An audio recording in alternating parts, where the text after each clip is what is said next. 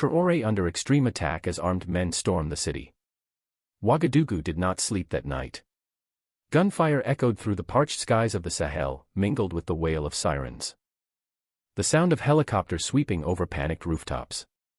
But at the center of the chaos, Ibrahim Traoré stood firm, not as a general in the trenches, but as a symbol of a nation besieged by invisible shadows. People said that night, an attack took place, but no one knew that, behind the smoke and fire, a plan had been meticulously prepared for months, a plot not just to overthrow a man, but to erase an entire vision. If you believe that the truth always finds its way to the light, stop for a second, like, comment, and subscribe. Because what is about to be told is not an ordinary story. Just hours after that chaotic night, the first news story appeared: rebels attack Djibo base. A seemingly localized clash, but anyone who has followed Sahel politics knows, Djibo is not just a battlefield. It is a decoy. A calculated move to pull Traoré out of the driving seat, isolating him in the midst of an international siege that is tightening at every turn. From development banks to global news agencies, everything seems to have been orchestrated: simultaneous withdrawal of funds, spreading fake news, and sowing doubts about the government's loss of control. Not a single bullet was fired in the capital. But a full-scale war had begun: economic, media, and diplomatic. And in that storm, Traoré chose silence. But that silence was the first step to counterattack. The silence before the counterstrike. Silence. That was Traoré's response to the world. While Western newspapers were reporting on the imminent collapse, while embassies were quietly packing up and leaving Ouagadougou, and while rumors of a tottering government were deliberately spread, he remained silent. No press conferences, no statements, no apologies. In the eyes of those watching from afar, it was a sign of weakness. But for the people of the Sahel, they knew, before thunder comes calm. And in that calm, another storm was brewing. The siege of Traoré did not start with artillery. It began with words. Line after line of news was broadcast across the international media, painting an image of a president isolated, unable to control the army, betrayed from within. These phrases were repeated, not to report, but to be engraved in the subconscious. It's a war of narratives, a new form of warfare in the 21st century, where the truth doesn't need to disappear. Just be obscured. They don't ask what's going on in Djibo, a local reporter recounts. They just ask when Traoré will fall. On social media, fake accounts circulate edited clips. Staged scenes of fleeing civilians, captioned with familiar keywords: chaotic, dictator, collapse. Behind them are teams of psychological analysts, a budget devoted to shifting global perceptions. But what they don't understand is that in Burkina, no one believes in those unfamiliar voices anymore. In rural areas, people still hang Traoré's picture next to the red-green-yellow flag. In schools, children still scribble on the blackboard. Burkina is not for sale. When words failed to bring him down, they turned to a more powerful tool: money. A decision by an international bank to reassess investment risks caused a series of projects to be suspended. Small businesses were unable to borrow. Food shipments were stuck at the border. Liquidity was drained from the economy drop by drop, as if an invisible hand was choking the nation's circulatory system. It was called a soft coup, without tanks, without armies, just control of the economic breathing. Traoré understood this well. In a closed-door meeting with his economic advisors, he said slowly, "They think they can bring us to our knees with money. But the Burkina people have survived drought, famine, colonization. We don't need their approval to survive." The words were not broadcast on television but circulated silently, like an oath. People began exchanging cash for produce. Spontaneous cooperatives sprang up, sharing supplies in each community. What was born in crisis, sometimes the seeds of a new order. But every great battle has its traitors. In his ranks, a few senior advisors suddenly became quiet. Private calls were recorded during breaks in meetings. One of them, an officer Traoré had once trusted, suddenly left the country just a day before the attack on Djibo. The domestic intelligence agency warned of infiltration by foreign agents under the guise of humanitarian aid. Drones circled the president's route, photographing every detail of the motorcade. In the darkness of the capital, the invisible enemies were getting closer by the hour. An old general said in an emergency meeting, They don't need to occupy Burkina. They just need to make the people suspect that you are no longer in control of the situation. That was the strategy, to destroy trust, before destroying the territory. Many people asked, why didn't Traoré speak, why didn't he order a counterattack? They didn't understand that, for him, silence was a counterattack. In those days, he didn't appear on television. But among the soldiers. Not through a spokesman, but through the eyes of a commander standing in the middle of the desert. He went to the border posts, talked to the peasants. And listened, more than he spoke. Because he knew, when everything around was chaotic, calmness was the most powerful weapon. A local reporter recorded. I saw him standing among young soldiers. Without armor, without guards. He just said, they want us to be afraid. But if we are afraid, they have won. The words did not need to be broadcast, they spread through mouths like wildfire. Ouagadougouans began hanging flags in front of their homes. Graffiti appeared on walls, Traoré tient bon. Burkina was speaking the language of loyalty. If you believe that a nation has the right to choose its own path. If you believe that courage cannot be bought with money. Leave a comment for Burkina. Not to support a person, but to remind the world that freedom is never negotiable. 3 days after Djibois. Rumors of a coup in the making spread across the internet. Several foreign TV channels announced that Traoré has lost contact with the Northern Army. But the reality was different, he was moving north, the very place where the attack was taking place. There was no grand motorcade, just a small group of loyal officers. We thought he was going to retreat, the people of Dori recounted, but he went the other way, toward the danger. That night, amid the sandstorm, Traoré met with field commanders. They discussed not just defense, but the future. He unfolded a map, pointed to the routes connecting Burkina, Mali, and Niger. If they block us in the south, we will open the north. If they close the gate with finance, we will break down the wall with faith. No one in the tent understood the full meaning of the words, but they sensed one thing. This war would not end with bullets, but with vision. As the world waited for collapse, another plan began to take shape. In remote villages, local governments are given autonomy in production and defense. Young engineers are called back from abroad, tasked with building small energy systems, independent, self-sustaining, not dependent on aid. Traoré does not shout on television. He shouts with action. An underground economy of trust is emerging, no IMF logo, no Western, sustainable development label, just sweat, will and desire to survive. A mechanic in Kaya said. I don't need anyone to come and tell me how to live. I just need peace to work for my country. That simple phrase is exactly what Traoré is fighting to protect. In African history, there have been many leaders defeated not by enemies, but by fear within themselves. Traoré understands that better than anyone.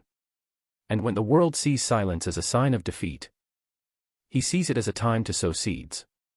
What is happening in Burkina is not just a political crisis, it is a silent rebirth. And when that seed begins to germinate, the real storm will begin. The Shadow War. The night in Ouagadougou is quiet. But beneath the placid surface, invisible machines are working tirelessly. The web of fake news continues to surround the country. Dark money flows to stateless militias, and an international task force is secretly deployed to the southern border under the guise of security advisors. The real war is no longer in Djibois, it has spread to the heart of power. To the very beliefs and ways of thinking of the people of Burkina Faso. No one doubts, this is no random riot. A carefully planned plan, layer upon layer, interwoven with finance, media, and internal politics. A secret report from the National Security Agency states. The attacks on the northern border are being led by armed groups funded from abroad. Funds are being channeled through humanitarian organizations based in third countries.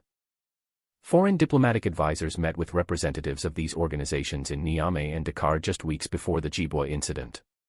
Behind every bullet is a contract. Behind every rumor is a script. Behind every invitation to dialogue is a trap laid with a smile. They don't want to collapse Burkina overnight.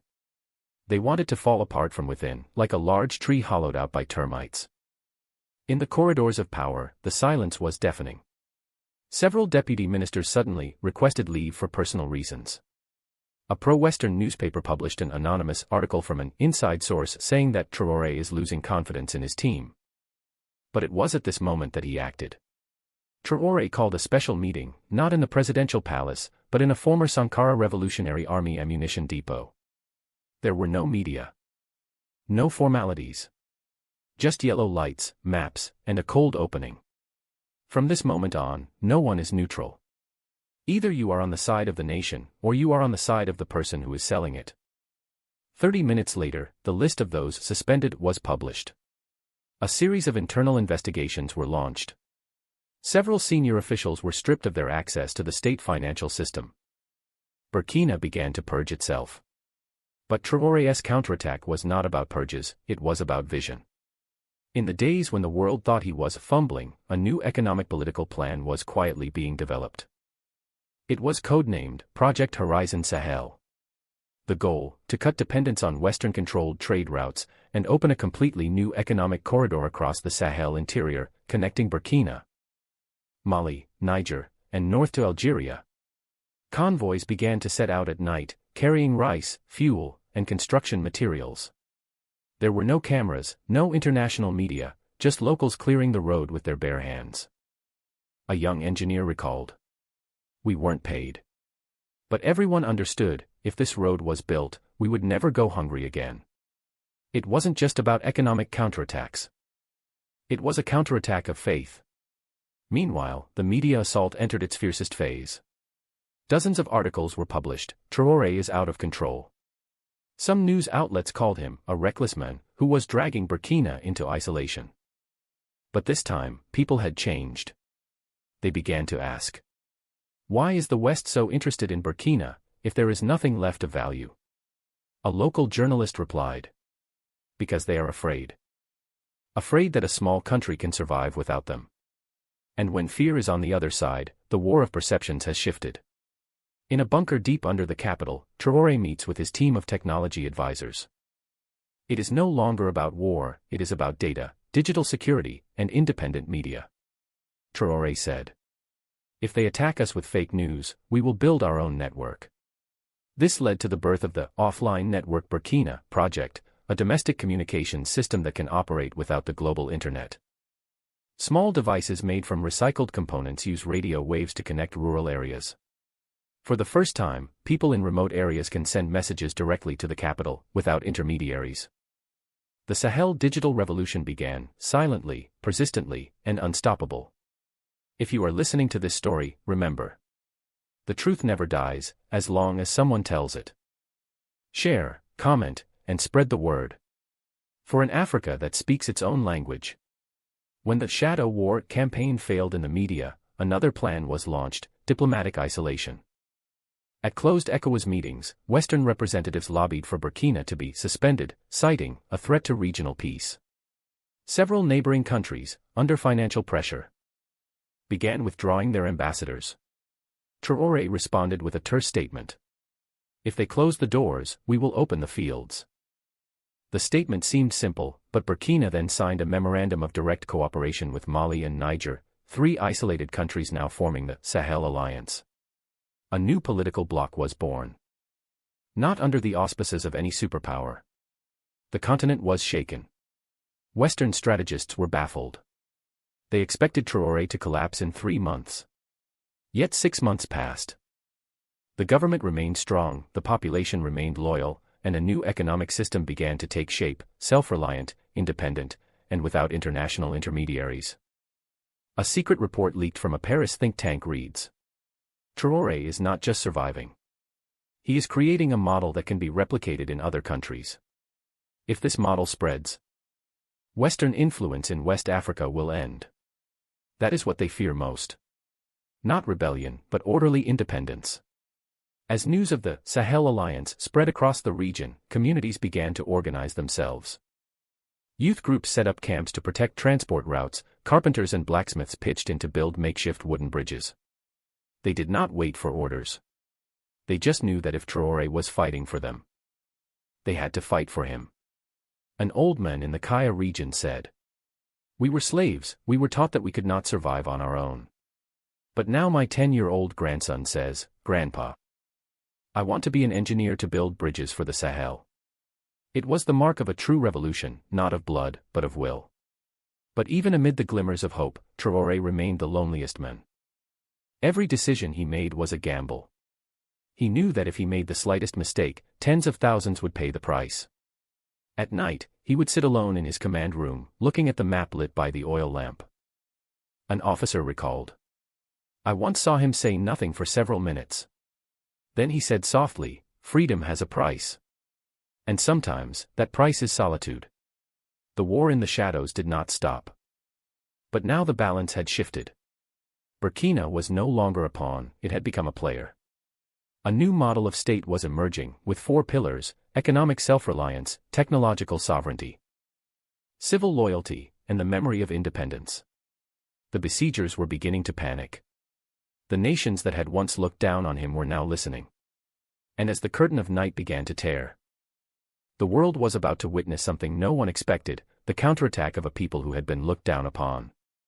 They say that every empire trembles not when it is attacked from without, but when someone within dares to dream of true freedom. And that day, Traoré dared to dream. At an emergency meeting in the center of Ouagadougou, amid a row of tense faces of generals and advisors, he appeared, not in uniform, but in a dust-colored desert shirt. No symbols, no slogans, just a look, calm but determined. If we have to live without the IMF, without those who control us in the name of peace, then we will do it. If the price of independence is isolation, then isolate me first. The words spread like a wave. No one knows who filmed the recording, but within hours, the video was spread across the Sahel. Those who had been hesitant, who had been silent, began to show up. Young people, soldiers, farmers, all understood, this war was no longer about defending a leader, but about defending what it meant to be a free man. In the weeks that followed, Burkina Faso seemed to enter a parallel era. Small factories sprang up outside the formal banking system. Community solar power grids linked villages. Militia teams were restructured as local defense forces, disciplined, ideological, and not waiting for orders from the capital. In the north, new roads were being paved, connecting Mali and Niger, where a Sahel economic corridor was quietly but surely taking shape. No one marked these roads on world maps, but in the hearts of the people, they were the veins of freedom, the roads that led not to Paris or Brussels, but to the heart of Africa itself. Meanwhile, the West began to move into the second phase of the siege, propaganda out of control. Major news outlets ran headlines: Traoré has lost the ability to govern. Financial institutions suggested Burkina is sliding into chaos. But this time, the reaction of the people was no longer fear. They smiled, shared old videos of Sankara, and added the caption, "History repeats itself." But this time, we know the ending. One morning, in Ouagadougou Square, Traoré stepped onto a wooden platform amid the crowd, no live television, no fancy flags. Just a talk about the future. He spoke slowly, as if each word was drawn from blood.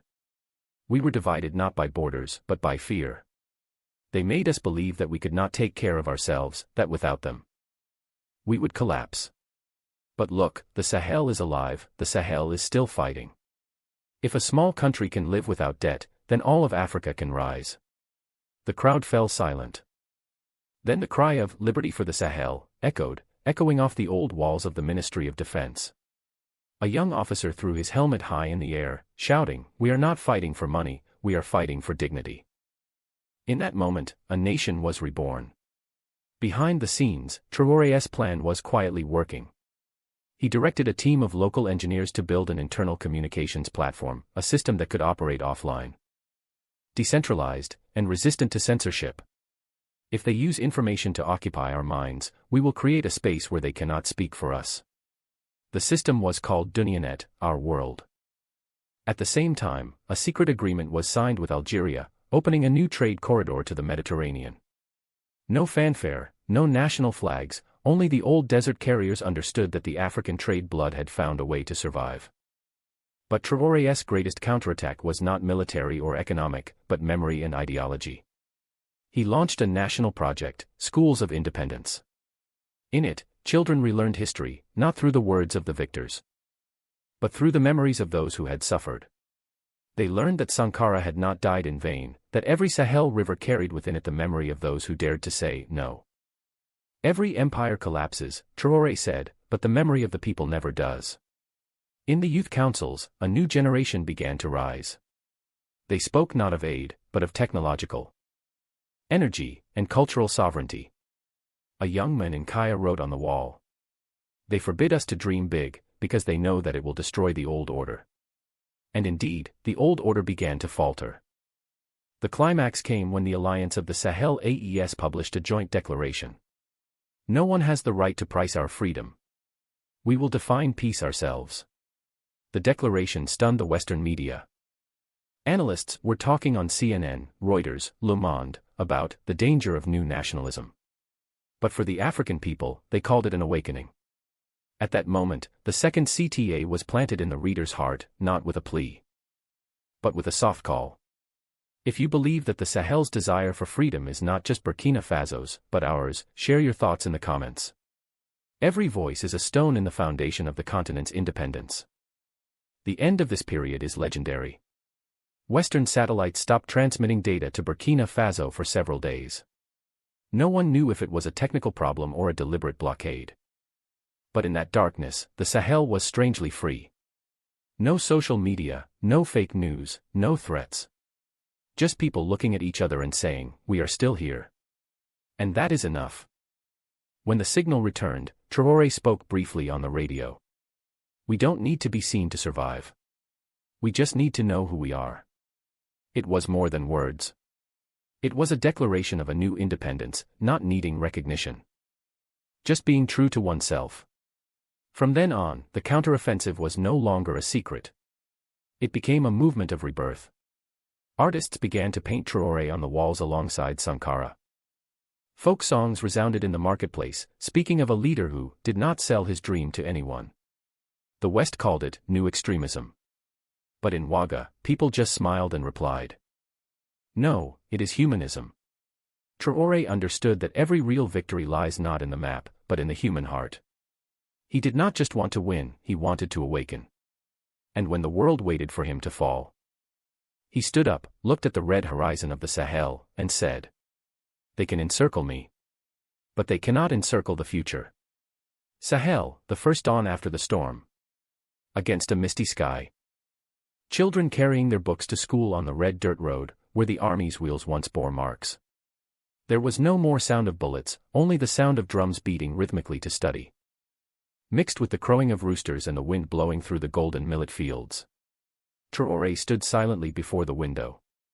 He knew the war was not over. No war for freedom had ever ended quickly. But now, the fire was no longer his, but the people of Burkina, of the Sahel, of all of Africa awakening. He smiled, said softly, "If they want to rewrite our history, let them. Because we are living it." From Bamako to Niamey, from Ouagadougou to Khartoum, young voices rang out, not with guns, but with words, with pictures, with music. A new generation is rising up. No longer bowing to the IMF, no longer cowering before NATO. They say, "We don't need miracles, we are the miracle." And as the Sahel sun rises, its light shines not just on Burkina, but straight into the heart of humanity. Freedom does not come from aid. It comes from memory, from faith, and from those who dare to say no when the world tells them to bow down.